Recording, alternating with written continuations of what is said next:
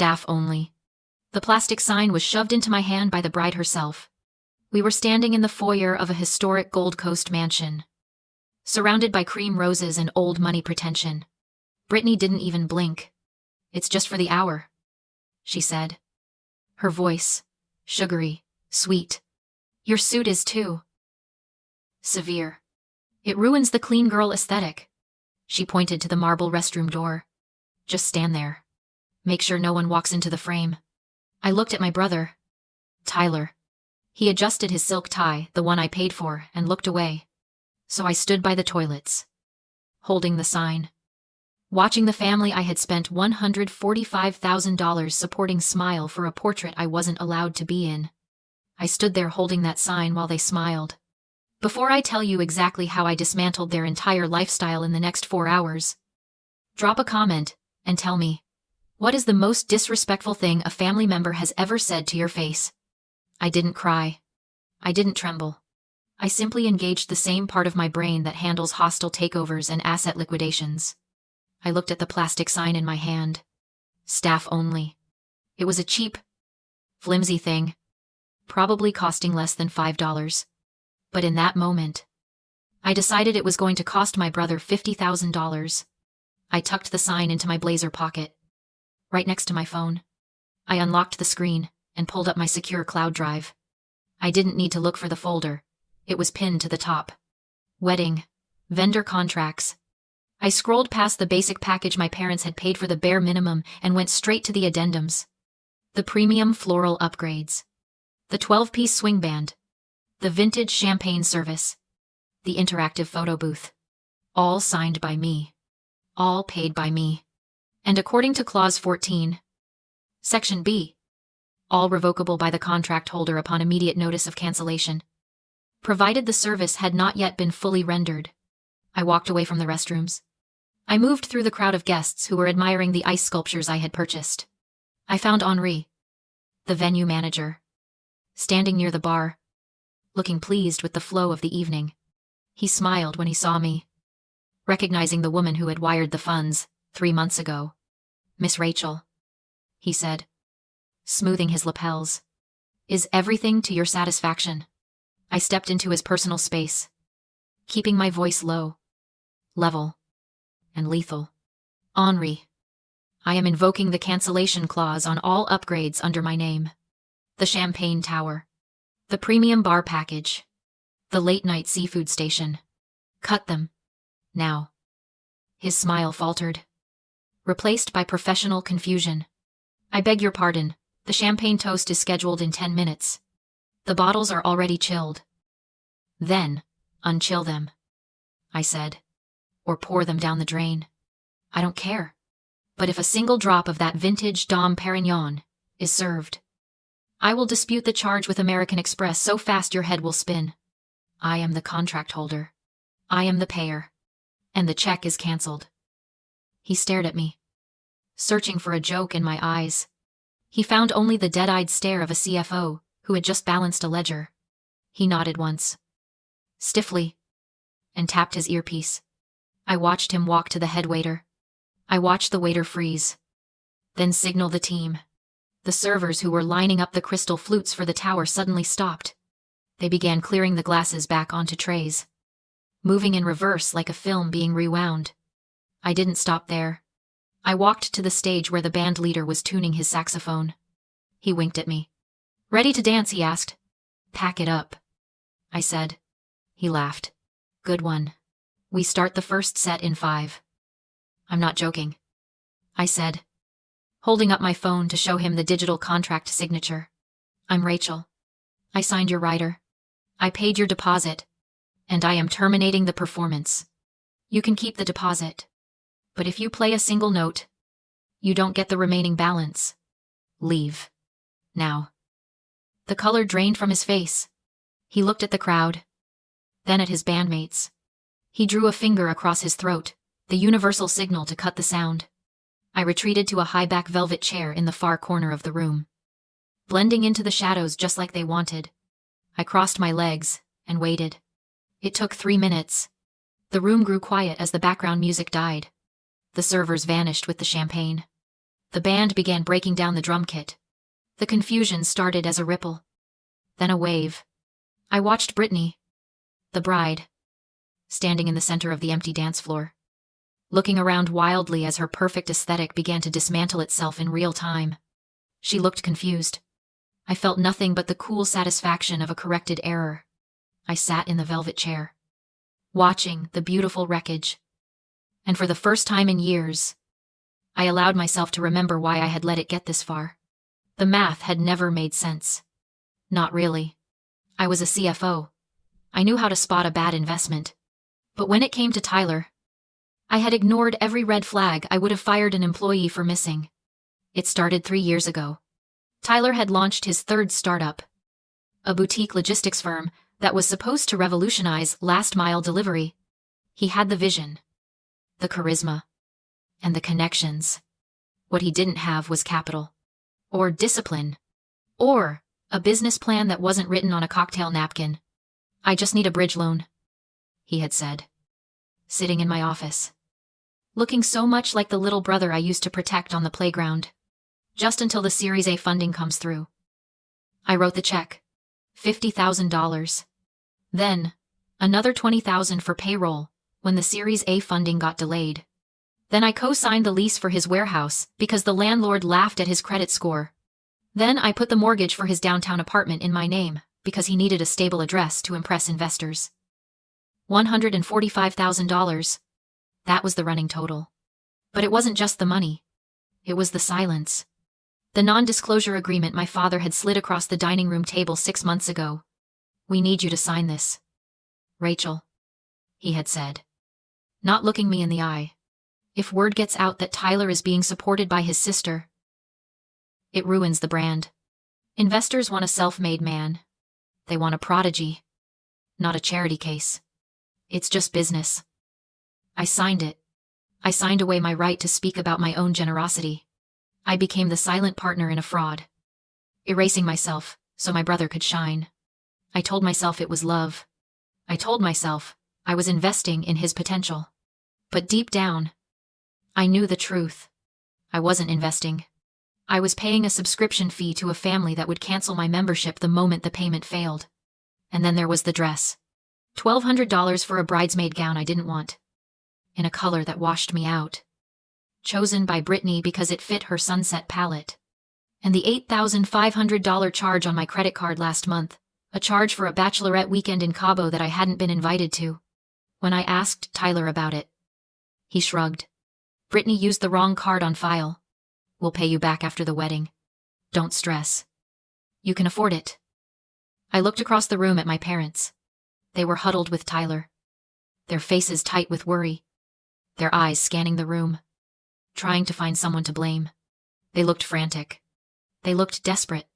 But mostly, they looked like people who had realized too late that their safety net had just walked off the job. I took a sip of my water. It tasted clean. It tasted like zero debt. For years, I had convinced myself that my value lay in my utility. If I was useful, I was safe. If I was the bank, they couldn't foreclose on me. But standing by that bathroom wall, holding that plastic sign, I finally understood the economics of the golden child. My parents didn't love Tyler more because he was better. They loved him because he was their product. He was the brand they were selling to the world. Successful, handsome, independent. And I was just the back-end infrastructure. The ugly server room that kept the website running but was never meant to be seen by the customers. Well, the server just crashed. And without me, their brand was nothing but a 404 error. The silence in the ballroom wasn't peaceful. It was heavy. It was the sound of a panic attack waiting to exhale, without the cover of the jazz band. The murmur of 300 guests grew into a dull roar of confusion. I watched from my corner as the reality set in. The venue manager was shaking his head at the father of the bride. The servers were retreating into the kitchen. And then, eyes turned to me. Brittany found me first. She didn't glide across the floor. She stomped, her custom lace train dragging heavily behind her. My mother was right on her heels, her face a mask of frantic social preservation. They didn't look worried about me. They looked like managers dealing with a malfunctioning appliance. "What did you do?" Brittany hissed, her voice rising an octave. Henri said the check bounced. He said you canceled everything. Fix it. Right now. "I can't believe you would be this petty," my mother added, gripping my arm. Her nails dug into the fabric of my blazer. Over a sign. It was a joke. Rachel. A joke. We were trying to make sure the photos looked cohesive. You know how important this aesthetic is to Brittany. Why do you have to be so difficult? I looked at my mother's hand on my arm. I looked at Brittany's flushed, angry face. And in that moment, the invisible anchor that had tethered me to this family for 36 years finally snapped. For as long as I could remember, I had been operating under the sunk cost fallacy. It is a basic economic principle that says you keep investing in a failing endeavor simply because you have already invested so much. You don't want to walk away and admit the loss. I had treated my family like a bad stock I couldn't bring myself to sell. I thought if I just paid one more bill, covered one more mistake, or fixed one more crisis, the market would turn. I thought if I invested enough capital, eventually, I would buy a seat at their table. I thought I was paying for love. But standing there, watching my mother worry about a photo aesthetic while her daughter stood in the shadows, I realized the truth. I wasn't paying for love. I was paying a luxury tax just to exist in their orbit. I was paying a subscription fee for a service that didn't even include me in the user agreement. The staff-only sign wasn't a joke. It was the most honest thing they had ever given me. It was a receipt telling me exactly what my investment was worth. 0. It wasn't a joke, I said, my voice steady. It was a clarification, and I accept it. "What are you talking about?" Brittany demanded. "People are staring. The food isn't coming out. Fix it. I am staff." Remember, I pulled the plastic sign from my pocket and dropped it onto the velvet seat of the chair. It made a hollow clatter. "Staff doesn't pay for the party. Brittany. Staff gets paid. And since you can't afford my rates, I'm resigning." I gently removed my mother's hand from my arm. She looked at me with genuine fear, not because she was losing a daughter, but because she was looking at a ledger that was suddenly, violently in the red. "You can't do this," my mother whispered. "We are your family." "No," I said. "I'm just the vendor you forgot to pay." I turned my back on them. I didn't run. I didn't storm out. I walked with the measured pace of someone who had just closed a losing account and was already looking for a better investment. I headed straight for the VIP lounge. I had one more meeting to attend before I closed the books on this family forever. The VIP lounge was quiet, insulated from the chaos by heavy oak doors and soundproof glass. It smelled of aged scotch and serious money. 3 men stood by the fireplace, nursing their drinks and looking bored. They were the holy trinity of Tyler's investor portfolio: Mr. Sterling, the venture capitalist who had led the Series A round; Mr. Vance, the logistics magnate who provided the infrastructure; and Mr. Thorne, the silent partner who had only signed on after I personally audited the books. They looked up as I entered. Mr. Sterling smiled, raising his glass. "Rachel. Hiding from the festivities. Something like that," I said, closing the door behind me. I didn't smile back. I walked to the center of the room, standing where I could see all 3 of them.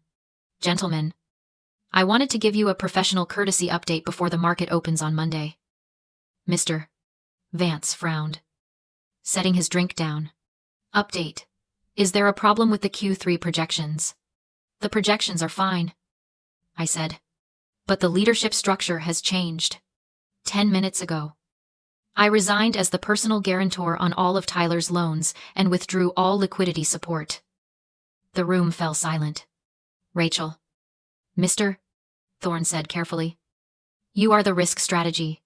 We invested because you were the safety net. If I'm gone, the net is gone," I replied, "and Tyler is in free fall." "Is the company insolvent, Mr. Sterling asked. "The company is a facade," I said evenly. "It runs at a deficit I personally cover. Tyler has been using business funds for his lifestyle: the penthouse, the car, this wedding, tonight, I stopped subsidizing the illusion. I wanted you warned before the audit. They didn't panic. They calculated. Phones came out. Lawyers were called. Does Tyler know? Someone asked. He's about to, I said. Without my backing. Every loan is now in default. As I turned to leave, Mr. Sterling called after me. If you're out. Who's steering the ship? Nobody, I said. It's a ghost ship, and it's sinking. Back in the ballroom, the MC announced my name. I took the microphone. Tyler, I said calmly. We've spent years praising your self-made success. But that myth is expensive. For 3 years, I've been your venture capitalist. Your safety net. The quiet force holding everything up. I stepped closer. You think independence means the bills disappear. It doesn't. Independence means no cushion. No backup. Just gravity. I unfolded a paper. Effective immediately, I'm stopping payments on the penthouse. Canceling the warehouse lease. And freezing the corporate card, paying for this honeymoon. Gasps rippled through the room. You wanted the credit. I finished. Now, you have the responsibility. I placed the mic back on the stand and walked away. At the gift table, I retrieved my envelope of $50. 000 cashier's check, meant to help them buy a house. I'll be taking this, I said.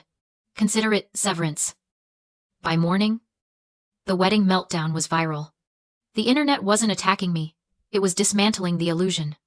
At 9:00 a.m., I logged into the mortgage portal for the penthouse in my name. Tyler had missed payments I'd quietly covered. I stopped covering. I invoked the acceleration clause. By noon, the bank called the loan. My father left a voicemail. Panicked about the family brand. He didn't realize the brand had already been liquidated. A month later, my office was quiet. My accounts were growing. My phone was silent. A headline flashed, Startup Files for Chapter 11, Bankruptcy Amid Viral Controversy. I felt nothing, just the clean satisfaction of a closed audit. For years, I thought I was the frame holding everything together. I was wrong. I wasn't the frame. I was the masterpiece they tried to hide. And now, finally, I was free.